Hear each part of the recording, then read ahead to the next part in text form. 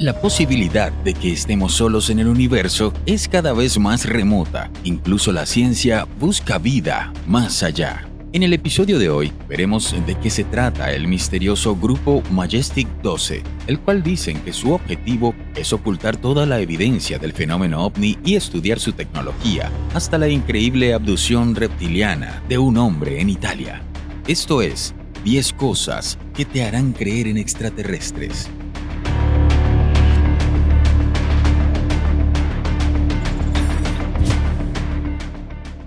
Número 1. ¿Accidente u hostilidad alienígena? Entre el 1 y el 2 de febrero de 1959, 9 excursionistas, estudiantes del Instituto Politécnico y expertos en esquí fueron hallados muertos en un campamento en un paso de montaña, en los Urales, Siberia. Los jóvenes del grupo, originalmente 8 hombres y 2 mujeres, viajaron hasta los montes Urales, en Siberia. El lugar de destino, Visay, el último asentamiento poblado en el extremo norte. El plan era partir rumbo a una montaña de cerca de 1200 metros de altura. Si bien la ruta era muy difícil, todos eran expertos en esquí y en expediciones de montaña. Uno de los estudiantes que no llegó al campamento, ya que se tuvo que volver debido a un dolor de espalda, jamás se iba a imaginar que esto lo salvaría de la tragedia. En la noche del 1 de febrero, los estudiantes acamparon en la ladera oriental de la montaña Holatsia, que en Mansi significa montaña de la muerte. Habían prometido avisar cuando el grupo regresara a Visay, lo que se esperaba que ocurriera el 12 de febrero. Pero cuando llegó el 20 de febrero y nadie había sabido nada del grupo, enviaron un grupo de búsqueda a la zona. Allí hallaron una carpa enterrada en la nieve y en su interior vieron solo objetos, entre ellos varias botas de nieve y carne que había sido cortada y colocada en platos, como si los esquiadores estuvieran a punto de comer. También descubrieron que la carpa había sido cortada desde el interior, como si estuviesen desesperados por salir. Se observaron huellas congeladas cerca de la carpa. Parecía como si las hubieran hecho personas usando medias o descalzos. Las huellas seguían por unos metros y luego desaparecían. Al día siguiente, regresaron y confirmaron sus peores temores. Empezaron a hallar los cuerpos. Algunos vestían solo ropa interior, otros estaban vestidos pero descalzos. La causa oficial de la muerte fue hipotermia y congelación, pero algunos de los cuerpos tenían heridas graves que no tenían nada que ver con el frío. Una de las mujeres tenía un fuerte hematoma en el costado de su cuerpo que parecía hecho por un garrote. Otro estudiante tenía el cráneo fracturado. Los últimos 4 cuerpos fueron hallados recién 3 meses más tarde en una quebrada. Cuando la nieve se derritió, 3 tenían heridas fatales. La otra mujer y otro de los hombres también tenían fractura en el torso, que solamente podían haber sido provocados por una fuerza enorme, comparable con un choque automovilístico. Por último, encontraron un detalle macabro. A una mujer le faltaba la lengua y 2 de sus víctimas no tenían sus globos oculares. También afirmaron que el cabello de algunos se había puesto gris. En los cuerpos se encontraron trazas de radiactividad. En 1990, cuando la Unión Soviética empezó a disolverse, el primer investigador del caso, Lev Ivanov, reveló a un diario que durante su trabajo había recogido varios testimonios de personas que habían visto bolas de fuego en el cielo. Dijo que se le había ordenado clasificar sus hallazgos y olvidar el tema. ¿Quién o qué pudo haber causado estas muertes en una zona remota y casi sin habitantes? ¿Se trató de un evento natural, como una avalancha, o algo fuera de este mundo? Número 2. Clifford Stone y el proyecto Blue Fly. Como hemos hablado en otros episodios, gracias a las leyes de libertad de información se han desclasificado enorme cantidad de archivos relativos a distintos proyectos gubernamentales, muchos de ellos de seguridad e inteligencia nacional, referidos a ovnis y a recuperación de naves estrelladas. Uno de ellos es el proyecto Blue Fly, que se encarga justamente de recuperar naves y a sus ocupantes. Uno de los testimonios más controvertidos es el del sargento retirado Clifford Stone, quien aseguró que logró poner en libertad a un alienígena que había sido capturado por el ejército de los Estados Unidos. Según él, el ejército estadounidense se ha relacionado con varias especies alienígenas y ha creado un grupo de intérpretes con los extraterrestres a los que llamaban interfaces. Él había asegurado ser uno de esos intérpretes. Stone, como parte de las Fuerzas Armadas norteamericanas, fue utilizado para contactarse a distancia, ya que parecía poseer un don innato desarrollado en su infancia, y fue por ello que tuvo la oportunidad de acceder telepáticamente a estos seres. En 1980, declaró públicamente que el gobierno norteamericano sabe más sobre seres no terrestres y que tiene en su poder 2 extraterrestres vivos con escafandras que los protegen de los gases pesados de la Tierra. También agregó que estos se comunicaban telepáticamente y que habrían ofrecido intercambiar su información tecnológica por seres humanos para pruebas. Tras sus declaraciones públicas, Stone fue echado de las Fuerzas Armadas, pero gracias a su talento había sido reincorporado.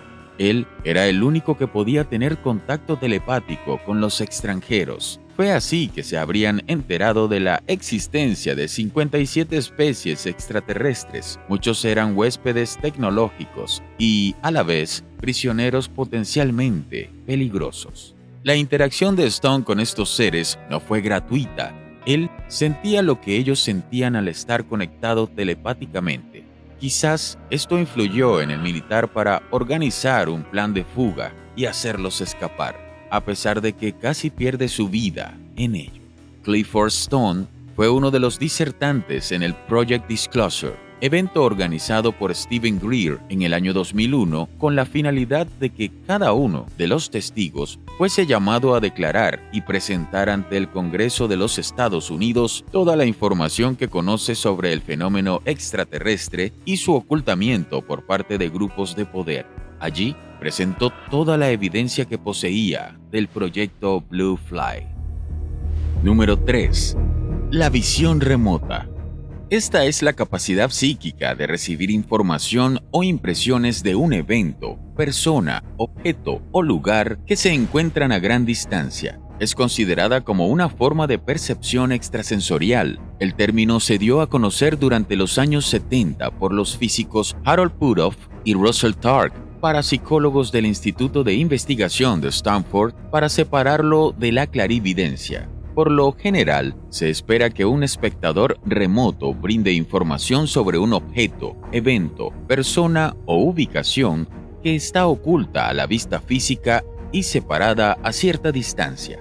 La visión remota se popularizó en la década de 1990 con la desclasificación de ciertos documentos relacionados con el proyecto Stargate, un programa de investigación que había comenzado en 1975 y fue patrocinado por el gobierno de Estados Unidos en un intento de determinar cualquier aplicación militar potencial de los fenómenos psíquicos. El programa se terminó en 1995 después de que no pudo producir ninguna información de inteligencia procesable, o al menos es lo que se cree. Uno de los más importantes y destacados pioneros sobre el estudio serio y confiable de la visión remota es la compañía norteamericana PSI Tech, fundada en 1989 por un general y varios oficiales de inteligencia militar, quienes introdujeron una tecnología de recopilación de información de alto secreto, conocida como PRT, técnica de visión remota. Ellos descubrieron que nuestro cerebro está conectado igual que los circuitos de una computadora a un gigantesco banco de datos de información.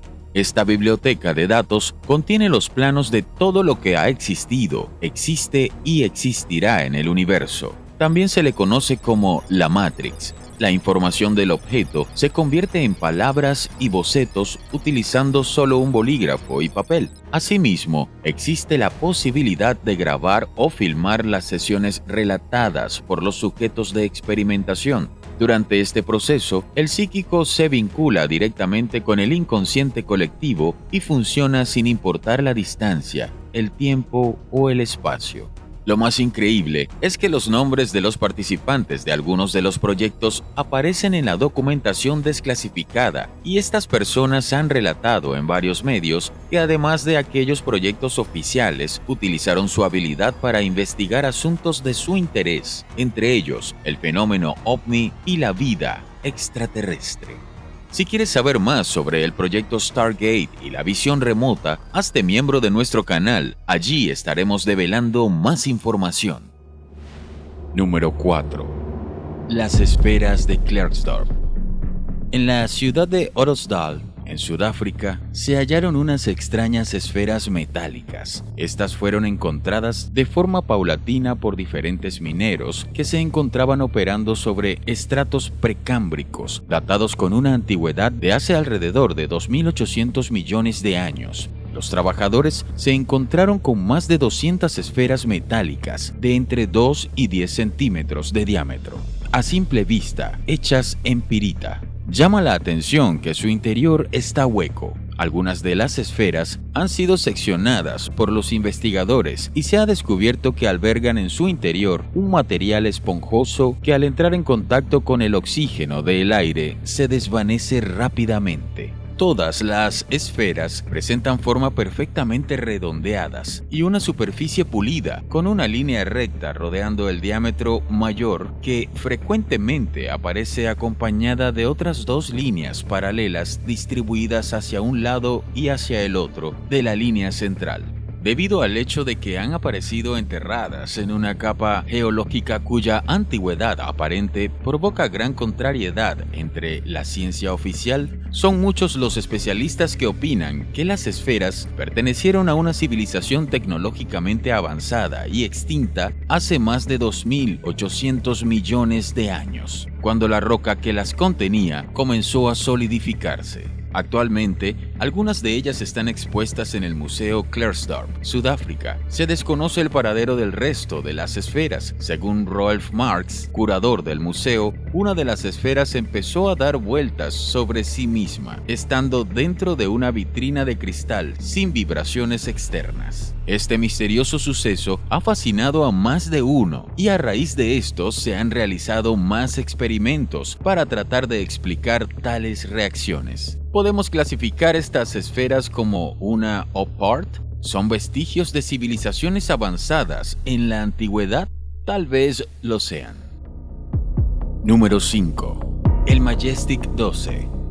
También conocido como el MJ-12, es el nombre clave de un presunto comité secreto de científicos, líderes militares y oficiales del gobierno, formado en 1947 bajo la dirección del presidente estadounidense Harry Truman. Se trata de un grupo de poder en la sombra que se habría formado tras el incidente de Roswell con el objetivo de ocultar al público todo lo referente a los ovnis, a la vez que su tecnología era estudiada para ser copiada y empleada con fines militares. En 1984 salió a la luz una película de 35 milímetros con imágenes de lo que se conoce hoy como el Informe Eisenhower. Se supone que este documento lo envió el director de la CIA en 1952 al presidente electo, Dwight Eisenhower, para hacerle saber de la existencia de un grupo secreto de la administración de Estados Unidos compuesto por destacados científicos, altos funcionarios y parte de la cúpula militar, y cuya misión era investigar informes relativos a los ovnis y examinar aeronaves accidentadas. I am here to discuss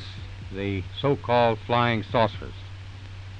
The Air Force interest in this problem has been due to our feeling of an obligation to identify and analyze to the best of our ability anything in the air that may have the possibility of threat or menace to the United States. In pursuit of this obligation, since 1947, we have received and analyzed between 1,000 and 2,000 reports that have come to us from all kinds of sources. Of this great mass of reports, we have been able adequately to explain the great bulk of them, explain them to our own satisfaction. We've been able to explain them as hoaxes, as erroneously identified friendly aircraft, as meteorological or electronic phenomena or as light aberrations.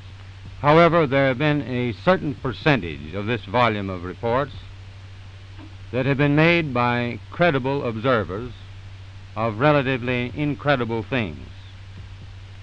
It is this group of observations that we now are attempting to resolve. We can say that the recent sightings are in no way connected with any secret development by any agency of the United States. El informativo redactado por el líder del MJ-12, Roscoe Hyland-Quarter, el 18 de noviembre de 1952, informaba al presidente sucesor de Truman sobre la existencia del MJ-12 antes de que se produjese la inauguración del nuevo mandato. Según el memorándum de Hyland-Quarter, este grupo era solo responsable ante el presidente estadounidense y sus operaciones eran solo accesibles a individuos con nivel de seguridad MJ-12, es decir, que legalmente estaban por encima de cualquier otra institución, ya fuese civil o militar. The United States Air Force, in discharging its responsibility for the aerospace defense of the nation, is called upon to investigate reports of unidentified flying objects. Two Air Force officers have over the years been very closely associated with this activity.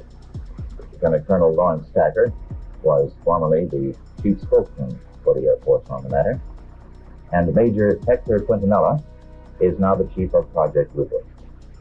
Major Quintanilla, what are the objectives of Project Blue Book? The objectives of the program are twofold. They're the same as they have been since 1953 when the regulations were given. First of all, to try to determine if the UFO phenomenon presents a threat to the security of the United States. And second, to determine if the UFO phenomenon exhibits any technological advances which could be turned into UFO development. What's the record so far? To date, we have over 10,000 cases of flight patterns in Air Force, of which 646 of these remain unidentified.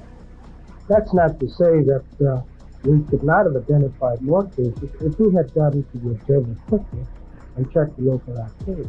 The Air Force has been accused from time to time of hiding information about UFO. What do you have to say to that kind of thing? Those charges are absolutely untrue. Actually, the United States Air Force releases statistics on the UFO phenomena through the Department of Defense Press Desk periodically. And we've always honored accredited media when they want to investigate a given specific sighting. There's nothing to hide. There's nothing to hide at all. Is there anything in the files, either classified or unclassified, that would indicate that there may be extraterrestrial visitors over here? First of all, the project is completely unclassified. And there is nothing in the records that would indicate that we have been visited by any advanced civilization. Más recientemente, en 2002, piratas informáticos que hackearon los sistemas del Pentágono y de la NASA descubrieron, al parecer, pruebas contundentes no solo de la autenticidad de los documentos sobre Majestic 12, sino también de que la interacción de la administración con extraterrestres había llevado a la creación de un programa espacial secreto para establecer bases en la Luna, Marte y otros planetas. Número 6. Los gigantes de Galdar. El caso conocido como los gigantes de Galdar es sin duda el caso más importante de la ufología de las Islas Canarias. Ocurrió hace más de 40 años y sigue siendo uno de los más estudiados y analizados de toda la historia de la ufología, ya que para muchos es una de las evidencias más claras de la presencia de naves extraterrestres en nuestro planeta. Era el 22 de junio de 1976. El doctor Francisco Padrón y un acompañante, hijo de la paciente a la que iba a visitar, iban en un taxi con dirección a la casa de ella. Ambos charlaban tranquilamente cuando comenzaron a sentir una extraña presencia a su alrededor. Según explicaron ellos mismos más tarde, era como si algo los observaba desde lejos. Al mirar por la ventana, observaron una esfera de unos 20 metros de ancho que parecía ser casi totalmente transparente, lo que permitía observar las estrellas a través de ella. Lo más sorprendente es lo que había dentro. Según ambos testigos, podían observar un par de figuras muy altas, de más de 3 metros, con un traje rojo de un tono muy intenso y con las cabezas alargadas, de color grisáceo. Ambas figuras eran totalmente distinguibles y se movían por el interior de la nave. Durante más de 15 minutos, la esfera persiguió en el firmamento al taxi, en una zona entre las localidades de Galdar y Teide, nombrándose el caso por la primera de ellas. Tras ese periodo de persecución, la esfera se alejó a gran velocidad, volviéndose azulada, y justo antes de desaparecer por completo.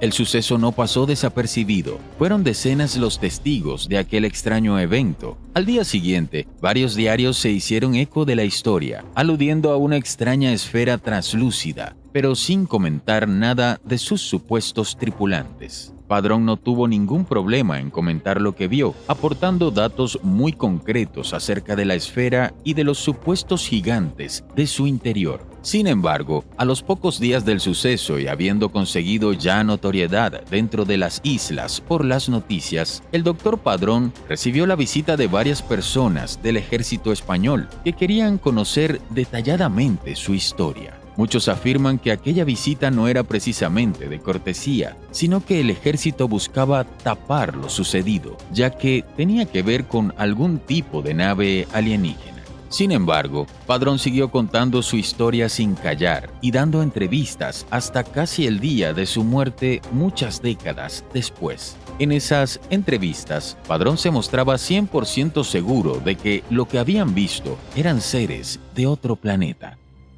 Número 7. La extraña abducción de Fortunato Sanfretta.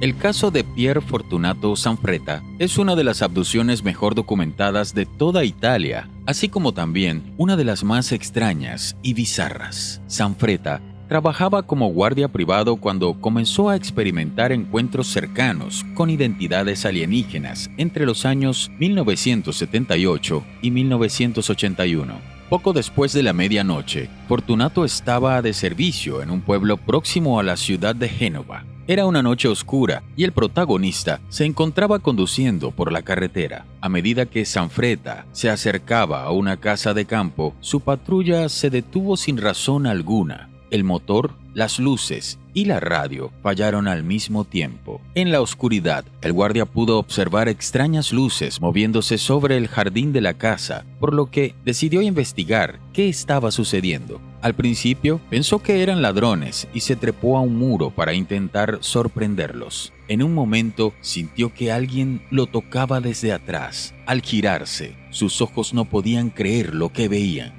A pocos centímetros estaba de pie un ser que describió como una enorme e intimidante criatura verde, con piel ondulada y de al menos 3 metros de altura. Fue entonces cuando dirigió la luz de la linterna al rostro de la criatura. Se asustó tanto con lo que vio que la dejó caer. Entró en pánico y salió corriendo. Mientras corría, se dio cuenta de un gran resplandor que comenzó a iluminar todo. Al voltear, vio una enorme forma triangular y plana, ascendiendo desde la parte trasera de esta, emitiendo una suerte de silbido. En ese preciso instante, un calor intenso invadió la zona. El guardia logró llegar a su coche, donde intentó comunicarse con el centro de operaciones de la compañía de seguridad. Eran las 12:15 am. El operador de la radio testificó que Sanfretta hablaba de una forma efusiva y desconectada, repitiendo cosas como «Dios mío, son horribles». El operador le preguntó si eran humanos y claramente aseguró que no.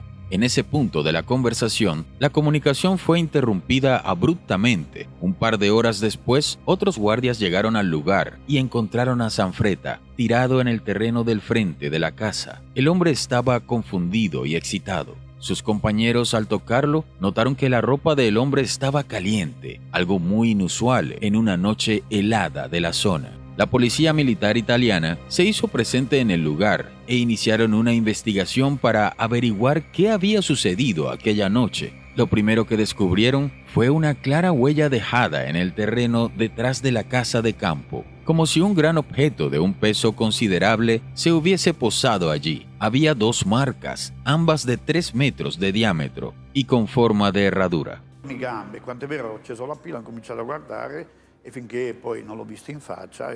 Cosa hai visto? un enorme essere, lo chiamano lucertolone. Io li ho visti per 11 volte, non so se sono lucertoloni o cosa siano. Sono alti circa 3 metri, hanno gli occhi triangolari, 2 buchi al posto del naso, fisionomia chiaramente degli esseri umani, squamosi, 8 dita delle mani che finivano a ventosa, a posto della bocca una specie di mascherina e al posto dei capelli una specie di porpora gialla si vedevano le vene, el sangue que caminaba. En el transcurso de la investigación, se descubrió que 52 residentes habían avistado una extraña luz en la dirección de la casa. Fortunato aceptó ser hipnotizado por el doctor Mauro Moretti. Durante la hipnosis, dijo haber sido abducido por monstruos de 3 metros, con piel y cabellos verdes, ojos triangulares amarillos y venas rojas en la frente, quienes lo llevaron a un cuarto caluroso, donde lo interrogaron y examinaron. Durante la misma sesión, también indicó que las criaturas provenían de la tercera galaxia y que querían hablar con nosotros porque regresarían pronto en mayores números. 3 noches luego de la hipnosis se produciría otra abducción. Ese era solo el comienzo. Número 8. Las luces de Lubbock.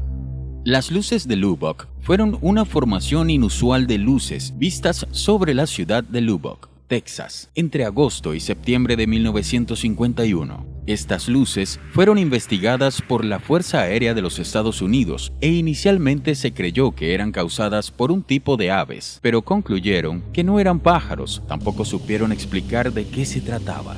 Alrededor de las 9:20 p.m. del 25 de agosto de 1951, algunos profesores del Texas Technological College estaban sentados charlando en el patio trasero de la casa de uno de ellos. Estaban sentados bebiendo té y discutiendo varios temas científicos. Y algo llamó su atención en el cielo. Cuando levantaron la vista, vieron cruzando el cielo oscuro una formación en forma de V de aproximadamente 20 o 30 luces brillantes de color verde azulado como grandes estrellas, que eran perfectamente circulares y pasaron rápidamente por encima, luego de ser seguidas por una formación similar momentos más tarde. Los profesores, todos respetados, no pudieron entender lo que acababan de ver, descartando aviones y meteoritos convencionales. Lo discutieron con entusiasmo entre ellos antes de ir al diario Lubbock Avalanche Journal con su extraño avistamiento. Los profesores iniciaron una investigación propia sobre las luces en las siguientes semanas, descubriendo que más de una docena de personas las habían visto y de hecho harían 12 avistamientos más de las luces extrañas. Estos informes fueron meticulosamente detallados, mencionando altitud, dirección de movimiento, velocidad del viento y ángulo de viaje. Y fue suficiente para llamar la atención del capitán Edward J. Rupert de la Fuerza Aérea, que para cuando se involucró había cientos de avistamientos de luces en la región. Y cada testigo describió lo mismo. El misterio de las luces de Lubbock fue investigado por el proyecto Libro Azul sin llegar a una explicación concluyente. Tengo que recordarte que, si deseas saber más sobre estos temas, puedes unirte a nosotros por tan solo $1 mensual. Es muy sencillo, tan solo vas al botón que dice unirse, colocas tus datos de facturación y listo. No te preocupes por la seguridad de tus datos, ya que Google, dueño de YouTube, se encargará de gestionar este pago. Nosotros no tenemos nada que ver en esa parte, por lo que puedes estar tranquilo y sin miedo, que es totalmente seguro. Felicidades, ahora eres un investigador GS y a disfrutar de tus beneficios. Número 9. Los Tuatha de Danann, el pueblo de los dioses. Tuatha de Danann, en idioma antiguo irlandés, significa pueblos o hijos de la diosa Danu. Danu también fue interpretado como Anu, el dios padre de los Anunnaki. Los Tuatha se consideraban seres elementales, altos y luminosos, pero también fueron presenciados como de carne y hueso. De acuerdo al Lebor Gabála Eren, un conjunto de manuscritos que relatan la historia de los pueblos celtas, los Tuatha descendieron desde el cielo volando sobre nubes oscuras. ellos aterrizaron en las montañas de Comaigny-Rein en Connacht, desplegando una oscuridad sobre el sol por 3 días y 3 noches. Después de numerosas guerras, los Tuatha de Danann se escaparon y se introdujeron en las Colinas Huecas, un mundo subterráneo. De ahí surgió el folclore élfico, de duendes y elfos.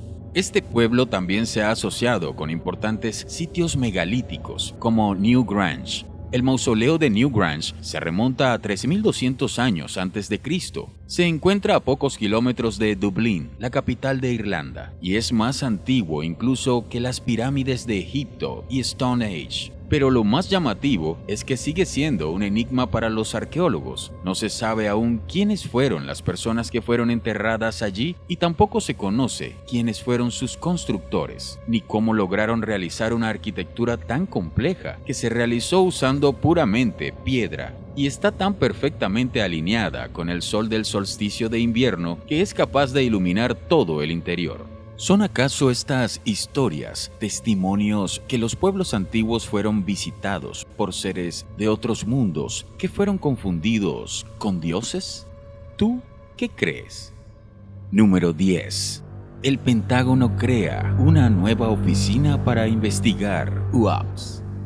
El Pentágono está creando una nueva oficina para investigar objetos voladores no identificados, después de que intensas y amplias investigaciones no han podido explicar los recientes avistamientos misteriosos cerca de áreas militares altamente sensibles, informó Science Alert.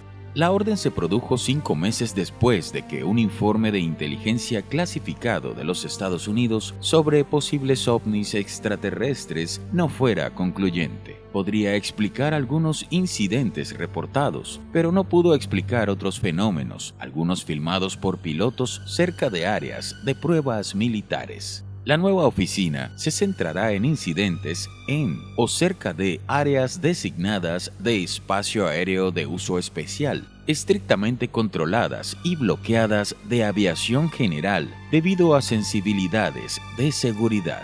Al ejército estadounidense le preocupa que algunos de los fenómenos aéreos no identificados, detectados por pilotos militares en el pasado, puedan representar tecnologías de rivales estratégicos desconocidos para los científicos estadounidenses. La nueva oficina recibió el nombre de Grupo de Sincronización de Gestión e Identificación de Objetos Aerotransportados, AOIMSG, por sus siglas en inglés, el sucesor de la Fuerza de Tarea de Fenómenos Aéreos No Identificados de la Armada de los Estados Unidos. Será supervisado por un panel de expertos de la comunidad militar y de inteligencia. El año pasado, el Pentágono lanzó un video aún inexplicable, tomado por pilotos de la Marina, de objetos que se mueven a velocidades increíbles, giran y desaparecen misteriosamente, y que no pudieron ser explicados de manera científica. Uno de los argumentos para crear esta oficina es que los objetos que sobrevuelan los aires y que no pueden ser identificados significan un peligro para los vuelos, operaciones aéreas, instalaciones, además de la seguridad. ¿Crees que los no identificados realmente representan un peligro para la seguridad nacional o es realmente una excusa? Como hemos visto, hay gran cantidad de casos y relatos con pruebas más que evidentes que estamos siendo visitados por inteligencias que no son de este mundo.